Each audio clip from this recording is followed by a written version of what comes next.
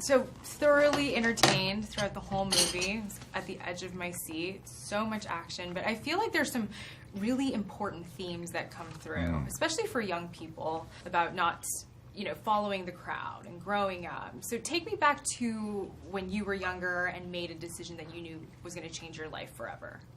Dyeing my hair blue and green, trying to do a punk rap dance in the 8th grade and not realizing I had chestnut hair and I had used Vaseline, and number one, the food dye coloring I used wouldn't show up, and number two, I wouldn't be able to get the Vaseline out for days and days and days.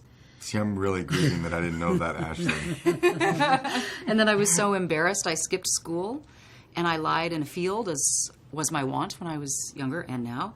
And I got a terrible sunburn, so then I had Vaseline hair and I peeled. It was a great moment. I'm getting, itchy. Just hearing about it. And then I had my Candy Striper interview, and I looked that way. And they accepted me as a volunteer nonetheless. Wow, there you go. And what about for you? For me, it wasn't about the hair. For me, With great hair like yours? No, in those days the hair was 80s, 70s, 80s hair. For me, the defining moment in terms of a big decision was really the decision to be an actor and to declare it. And I was a teenager and said, this is what I got to do. And it made no sense, and a lot of people were telling me I was insane, and with no sense of whether it was even a possibility. But there was this inner compulsion to do it.